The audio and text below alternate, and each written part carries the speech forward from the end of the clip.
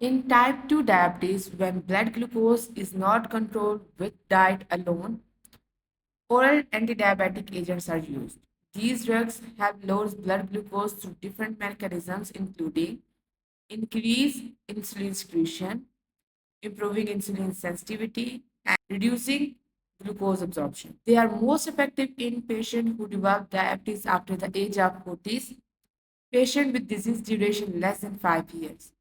However, patients with long-standing diabetes may require combination therapy or may need insulin to control hyperglycemia. Before discussing individual drug, let's look at the complete classification of oral antidiabetic agent. The main classes are insulin secretagogue, insulin sensitizers, alpha glucosidase inhibitors, DPP-4 inhibitors, SGLT2 inhibitors. Sulfonylureas are classified as insulin secretagogue because they stimulate insulin release from the beta cell of pancreas.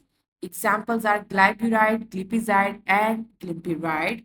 When we talk about their mechanism of action, they block ATP-sensitive potassium channel, causing depolarization of the beta cell membrane, opening voltage-gated calcium channel, increasing intracellular calcium, which trigger exocytosis of insulin.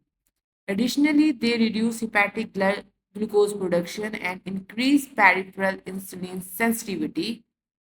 When we talk about their pharmacokinetics, we can administer it orally. They are highly protein bound, metabolized in the liver, excreted in the urine and the feces, and their duration of action is 12 to 24 hours. The major adverse effects include hypoglycemia, hyperinsulinemia, weight gain. Important precautions are they use carefully in hepatic insufficiency, use cautionly in renal impairment as accumulation may occur. Renal impairment is a problem for glyburide as it increases the risk of prolonged hypoglycemia. Safer options in renal dysfunction are glipizide and glimepiride. The glinides are another class of insulin secretagogue, and examples are rapaglinide and natiglinide. When we talk about the mechanism of action, like sulfonylureas, glinides stimulate insulin secretion. However, they differ because they have a rapid onset of action and they have a short duration of action. They are especially effective in early insulin release after meal. That's why they are classified as postprandial glucose regulator. They should not be used with sulfonylurea due to overlapping mechanism and increased risk of severe hypoglycemia.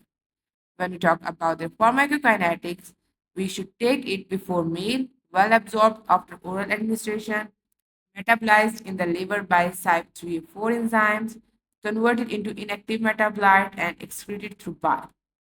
The adverse effects are hypoglycemia, but less frequent as compared to sulfonylureas. And the second is the weight gain. Important reactions are camphibrosil increase the effect of repaglinide, so risk of severe hypoglycemia. Use with caution in patients with hepatic impairment. For the other drugs, watch the next video.